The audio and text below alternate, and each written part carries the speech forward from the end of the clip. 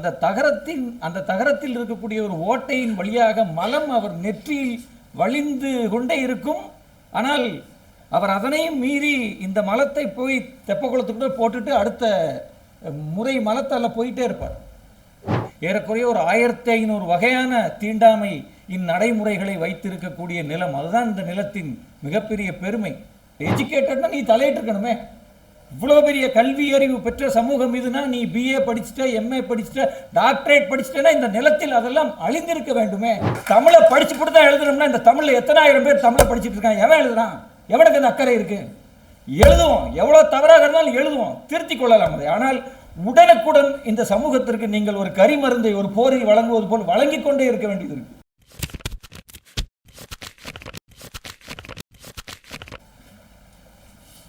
மூவரும் பேசிய பிறகு என்ன பேசுறது அப்படின்னு ஒரு பெரிய குழப்பம். முதல்ல என்னுடைய அழைப்பை ஏற்று இன்றைக்கு அவர்கள் மூவரும் வந்து ஹென்றி சார் உள்பட இந்த கூட்டத்துக்கு வந்ததற்கு அவர்களுக்கும் இங்கே திரளாக வந்திருக்கக்கூடிய பிரபா சார் சொன்ன மாதிரி மதுரையினுடைய ஒரு சிவில் சொசைட்டி அன்பர்கள் அனைவருக்கும் என்னுடைய வணக்கங்களை, நன்றிகளை தெரிவித்துக் கொள்கிறேன். நிறைய விஷயங்கள் ஒரே நேரம் தலைக்குள்ள அலை மோதுகிறது. ஹென்றி சார் இன்னைக்கு என்னுடைய மாணவ பருவத்தில் அவரோடு நான் அலைந்த அந்த காலகட்டத்தை பற்றி பேசுகிறார். திருப்பரங்குன்றத்தில் தான் என்னுடைய அரசியல் வாழ்க்கை தொடங்கியது.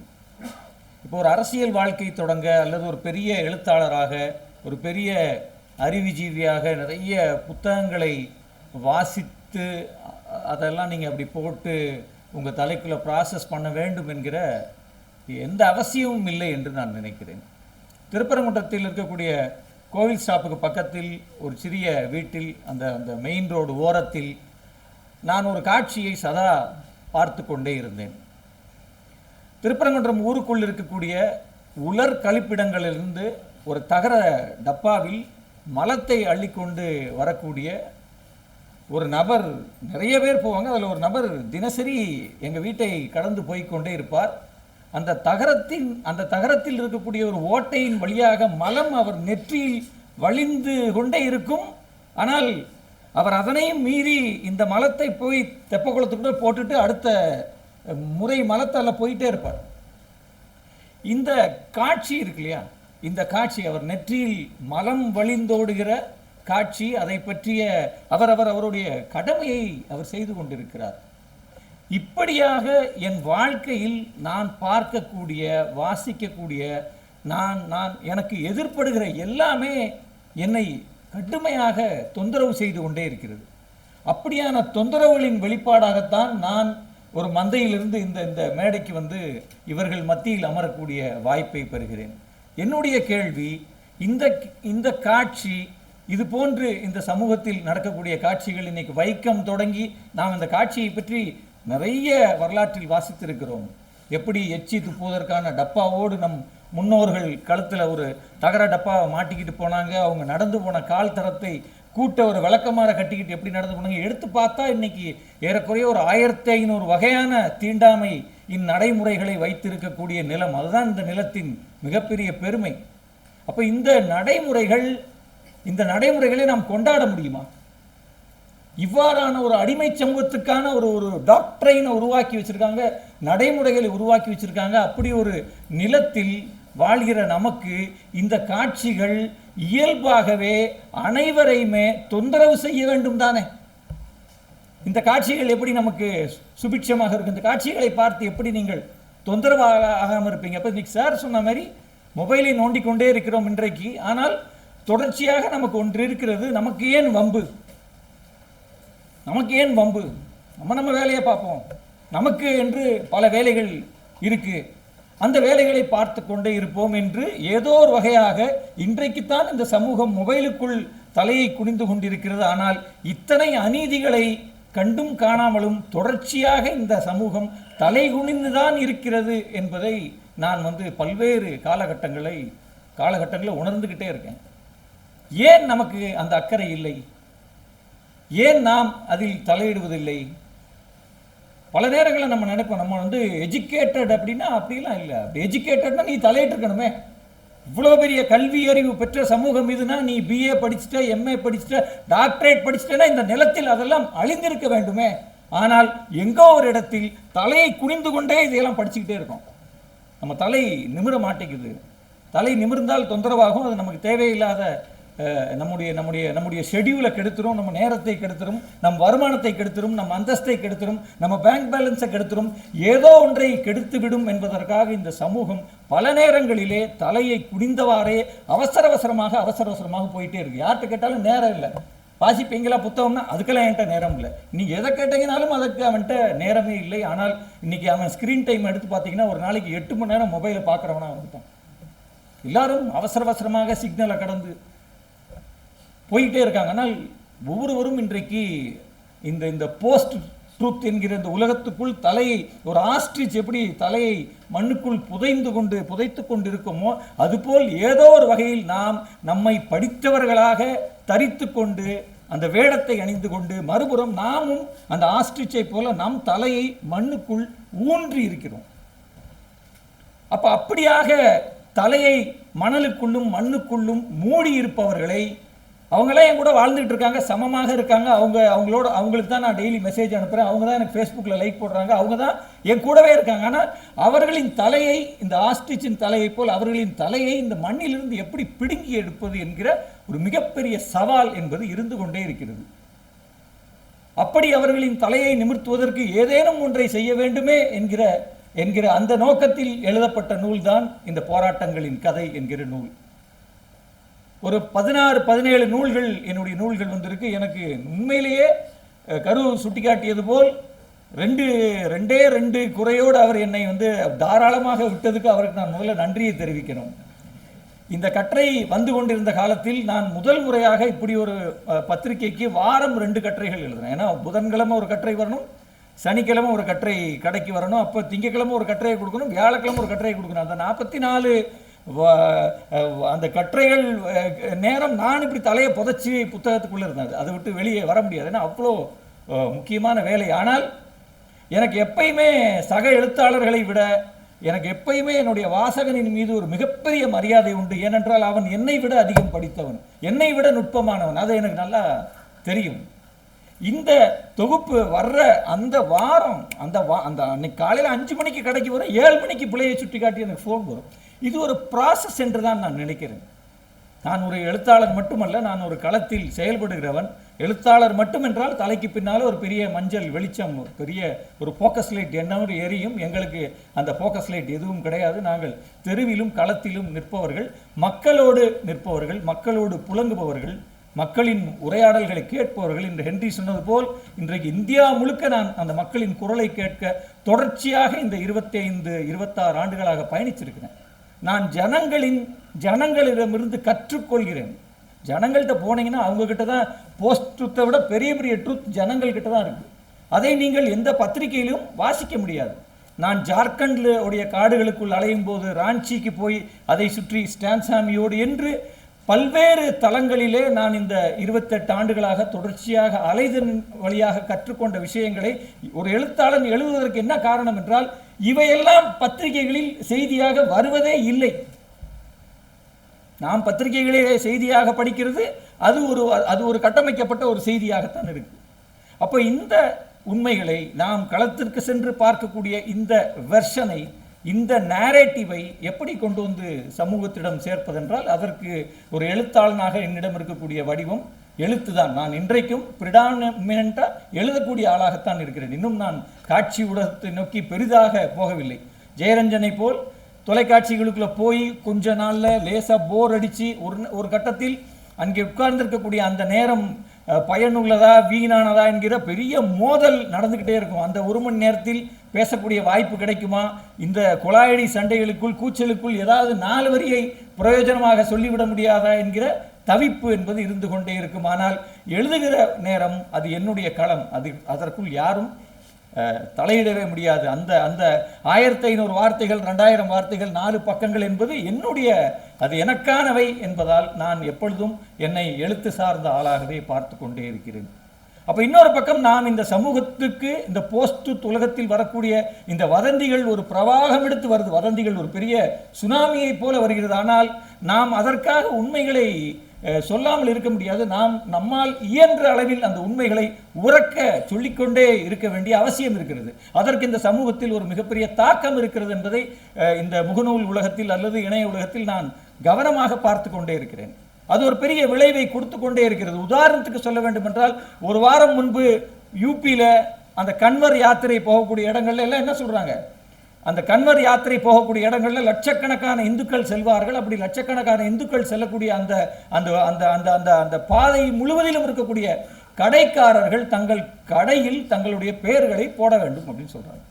இது ஒரு உத்தரவு, உத்தரப்பிரதேச அரசு போட்ட ஒரு உத்தரவு. எல்லோரும் உங்க கடைக்கு முன்னால உங்க பேரை போடுங்க. அதோடைய அர்த்தம் என்ன? அங்கே இருக்கக்கூடிய சாலையோரத்தில் இருக்கக்கூடிய இஸ்லாமியர்கள் அல்லது பிற மதத்தவர்கள், பௌத்தர்கள் பலரும் இருக்கக்கூடும். அவங்களுடைய கடைகளில் நீங்க பொருளை வாங்காதீர்கள் என்பதுதான். வாங்காதீங்க அப்படின்னு அந்த அந்த அந்த யாத்திரை செல்பவர்களுக்கு அவர்கள் ஒரு ஒரு உத்தரவை கொடுக்குறாங்க. எப்படி அயோத்தியில் தோத்த உடனே அவங்க சொன்னாங்க, அயோத்தி நகரத்தில் இறங்கி நீங்க போய் ராமரை பார்த்துட்டு வாங்க, ஆனால் இந்த பயிரை நம்மளை தோக்கடிச்சிட்டானுங்க, இங்கே எதையுமே வாங்காதீங்க என்று ஒரு அரசியல நாடாளுமன்ற தேர்தல் முடிவு வந்த உடனே செஞ்சாங்க. அப்படி இந்த கன்வர் யாத்திரையில் ஒரு மிகப்பெரிய உத்தரவை அவர்கள் போடுகிற போது எனக்கு பெருமகிழ்ச்சியாக இருந்த விஷயம் என்னன்னா, அதற்கு கவுண்டராக இங்கே வந்த விஷயங்கள் இருக்கு இல்லையா, அதுக்கு கவுண்டரா என்ன வந்துச்சு? அதுக்கு கவுண்டரா வந்த விஷயம், இந்தியா உலக அளவில் பீஃபை, மாட்டிறைச்சியை ஏற்றுமதி செய்வதில் உலக அளவில் 2வது பெரிய நிறுவனம். பிரேசிலுக்கு அடுத்து இந்தியா தான் மிகப்பெரிய நாடு. ஆனால் இங்கே அந்த பெரும் ஏற்றுமதி நிறுவனங்கள் எல்லாமே அல் கபீர், அல்னு இஸ்லாமிய பெயர்களோட நிறுவனங்கள் இருக்கு. ஆனால் நிறுவனங்களை நடத்துபவர்கள் யார்? அது ராமும், அது எல்லாமே இந்துக்கள் நடத்திக்கிட்டு இருக்கு. இந்துக்கள் நடத்தக்கூடிய 6 நிறுவனங்களும் இஸ்லாமிய பெயர்களோடு இருக்கு. எதுக்கு அப்படி இருக்கு? அப்பதான் அவனுக்கு அந்த வியாபாரம் கிடைக்கும். அவன் எக்ஸ்போர்ட் செய்யக்கூடிய நாடுகளில் அது இஸ்லாமிய பெயரோடு செல்லும் போது தான் அவங்களுக்கு அங்கே அந்த பிஸ்னஸ் கிடைக்கும். அப்ப அதற்கு எதிராக பார்த்தீங்கன்னா ஒரு மிகப்பெரிய பேரேஜ்னு சொல்லுவாங்க. அவ்வளோ உண்மைகள் உடனடியாக இணையம் முழுக்க நம்மளால் பார்க்க முடிந்தது. அதில் அவங்க என்ன சொன்னாங்க, ஒரு முஸ்லீம் வியாபாரி ஆப்பிள் விற்கிறாரு, அந்த ஆப்பிளை விளைவிச்சவன் யாரு? காஷ்மீரில் இருக்கக்கூடிய ஒரு இஸ்லாமிய சகோதரன். அப்போ அவன் பேரையும் சேர்த்து போடணும் தானே. அப்படி நூற்றுக்கணக்கான விஷயங்களை கன நேரத்தில் இணையம் முழுக்க உழவு விட்டார்கள். ஏறக்குறைய அந்த உத்தரவை இன்னைக்கு சுப்ரீம் கோர்ட்டில் ஒரு மிகப்பெரிய சிக்கலுக்குள்ளாகி இருக்கிறது. அதே போல் இந்த உண்மைகளை நாம் உடனுக்குடன் உரத்து பேசும்போது இன்னைக்கு நம்ம பல நீதிமன்ற தீர்ப்புகளில் பார்க்கிறோம், சோசியல் மீடியாவின் வழியாக உருவாகிற ஒரு பிரஷர் இருக்கு இல்லையா, அது வேலை செய்கிறது ஏதோ ஒரு கட்டத்தில். அப்பொழுது நாம் எவ்வளவு எளிய தளத்தில் என்றாலும் நாம் இந்த உண்மைகளை உடனுக்குடன் அதை வீச வேண்டிய அவசியம் இருக்கிறது. குறிப்பாக கருவுக்கு நன்றாக தெரிந்திருக்கும், மதுரையில் 10-20 ஆண்டுகளுக்கு முன்பு ஒரு வழக்கம் இருக்கும். தீபாவளி நேரம் இந்து கடையிலே ஜவுளி எடுங்கன்னு ஒரு போஸ்டர், ஒரு கோஷ்டி ஒட்டிக்கிட்டே போவான். பின்னாலேயே ஒரு கோஷ்டி, அப்போ நீங்கள் இந்து நாட்டிலிருந்தே பெட்ரோலை வர வச்சு உங்கள் வாகனத்தை குத்துங்க, அது மட்டும் கல்ஃப்லேருந்து வரலாமான்னு அடுத்த போஸ்டர் மதுரையில் தீபாவளி நேரம் ஒட்டப்பட்டு கொண்டே இருக்கும். அப்போ மதுரை என்கிற நகரத்தில் நமக்கு அப்படி ஒரு கலாச்சாரம் இருக்கிறது. மதுரையில் தான் இந்த அரசியலை நாம் உறக்க பேச முடியும் என்று நான் நினைக்கிறேன். அப்போ இது மதுரையில் சாத்தியமாக இருக்கிறது. மதுரையில் இப்படி ஒரு ஒரு ஒரு பேச்சை கேட்பதற்கு எப்பொழுதுமே ஒரு கூட்டம் இருக்கிறது. சமூகம் சார்ந்த அக்கறையோடு ஒரு மிகப்பெரிய கூட்டம் மதுரையில் எப்பொழுதும் இருக்கிறது. இந்த கூட்டங்கள் தான் என்னை உருவாக்கியது என்பதை நான் இந்த நேரத்தில் சொல்லிக்கொள்ள ஆசைப்படுகிறேன். 90களில் இருந்து குன்றக்குடி அடிகளாரிலிருந்து ஆரம்பித்து பாரதி கிருஷ்ணகுமாரிலிருந்து மதுரையில் நான் கேட்காத அரசியல் கூட்டங்கள் இல்லை. சங்கரையாலிருந்து கலைஞர் 60 அடி ரோட்டில் பேசுவார், மைனா தப்பக்குளம், மதுரை முழுக்க அரசியல் கூட்டங்கள் நடந்து கொண்டிருந்த காலத்தில் என்னுடைய கல்லூரி பருவத்தில் நான் குறிப்பேடுகளோடு போய் இந்த கூட்டங்கள் எல்லாம் நோட்ஸ் எடுத்துகிட்டு வந்திருக்கேன். அந்த நோட்ஸை வச்சு நான் என்ன செஞ்சேன்னு எனக்கு தெரியாது. ஆனால் அந்த நோட்ஸ் இன்றைக்கும் என்னுடைய பாதுகாப்பான பெட்டிகளில் என்னுடைய நினைவாக அது உறங்கி கொண்டிருக்கிறது. ஏனென்றால் நான் தொடர்ந்து இந்த இந்த இந்த அரசியல் கூட்டங்களை கேட்டு கேட்டு கேட்டு வளர்ந்தவன் நான்.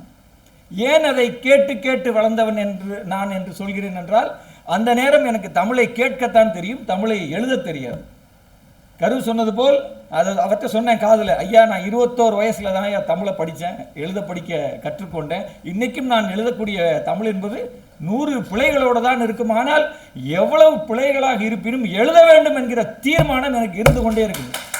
தமிழை படிச்சு போட்டு தான் எழுதணும்னா இந்த தமிழில் எத்தனை ஆயிரம் பேர் தமிழை படிச்சுட்டு இருக்கான்? எவன் எழுதுறான்? எவனுக்கு அந்த அக்கறை இருக்கு? எழுதுவோம், எவ்வளோ தவறாக இருந்தாலும் எழுதுவோம், திருத்திக் கொள்ளலாம் அதை. ஆனால் உடனுக்குடன் இந்த சமூகத்திற்கு நீங்கள் ஒரு கரிமருந்தை ஒரு போரில் வழங்குவது போல் வழங்கி கொண்டே இருக்க வேண்டியது இருக்கு. நான் ஸ்டாப்பாக வழங்க வேண்டியது இருக்கு. அவ்வளவு பொய்கள் நம் மீது கொட்டப்பட்டு கொண்டே இருக்கிறது. அந்த பொய்கள் எல்லாம் ஏதோ ஒரு வகையாக நம்மை மூளைச்சலவை செய்து கொண்டே இருக்கிறது என்பதை நான் பார்க்கிறேன். படித்தவர்கள், பேராசிரியர்கள், ஆசிரியர்கள் என்று இந்த படித்த சமூகமே மொபைலுக்குள் தலையை போட்ட பிறகு அது மொத்தமே முட்டாள் சமூகமாக மாறிக்கொண்டே இருக்கிறது. ஏனென்றால் அது வதந்திகளை நம்ப தொடங்கி வருகிறது.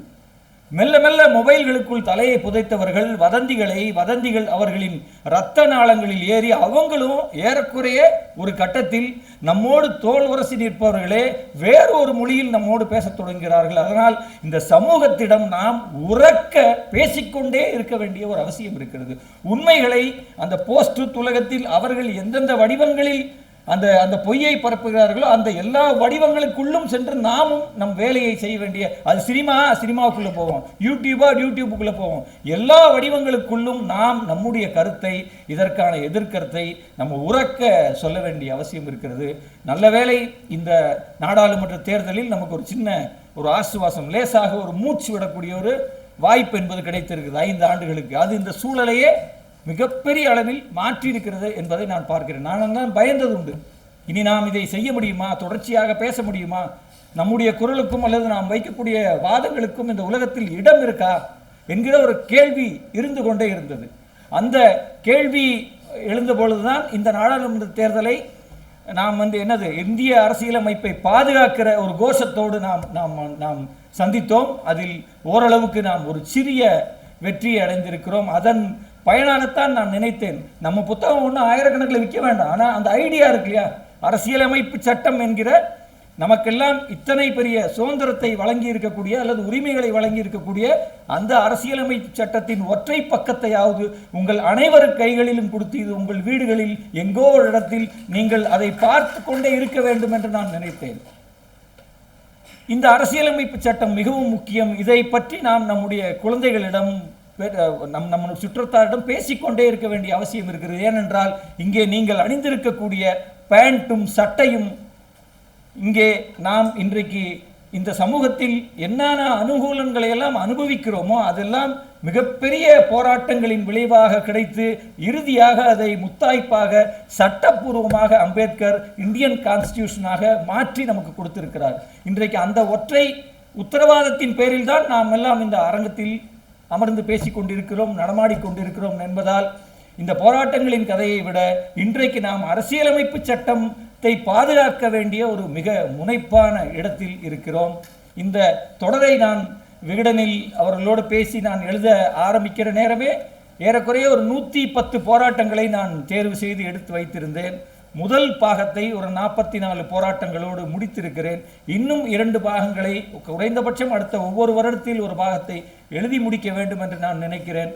ஜெயரஞ்சன் சார்ட்டு என்டி சார்ட்டு சொல்லிட்டு இருந்தேன், நான் இந்த பூமியிலிருந்து விடை பெற்றால் நான் இங்கே விட்டுட்டு போகணும்னு நினைக்கிறது போராட்டங்களின் கதையின் 3 வால்யூம்களையும் தான். இதைத்தான் நான் இங்கே கொடுத்துட்டு போகணும்னு நான் நினைக்கிறேன். அதை நான் விரைவில் எழுதுவேன். இது போன்ற கூட்டங்களையும் எங்கள் குழுவினர் நாங்கள் பேசினோம். தொடர்ந்து மாதம் ஒரு கூட்டம் அல்லது 2 மாதங்களுக்கு ஒரு கூட்டத்தை நடத்தும் தீர்மானம் எங்களிடம் இருக்கிறது. வர விருப்பம் இருப்பவர்கள் வெளியே நாங்கள் 2 நோட் வச்சுருக்கோம், அதில் உங்கள் வாட்ஸ்அப் எண்ணை கொடுத்து விட்டு சென்றால் நாங்கள் உங்கள் தொடர்பு கொள்ள, இதை ஒரு புதிய பேரில் உங்களை தொடர்பு கொள்ள ஏதுவாக இருக்கும். வேறு வழியே இல்லை. நாம் இப்படி கூடித்தான் இன்றைக்கு இந்த உண்மைகளை பேச வேண்டியது இருக்குது, இந்த உண்மைகளை பெருக்க வேண்டியது இருக்கிறது. இந்த கூட்டத்திற்கு வந்த உங்கள் அனைவருக்கும், ஜெயரஞ்சன் சாருக்கும், கருவுக்கும், ஹென்றி சார் இல்லை, பிரபாகர் சார், அனைவருக்கும் எனது மனமார்ந்த நன்றிகளை தெரிவித்துக் கொள்கிறேன். நன்றி.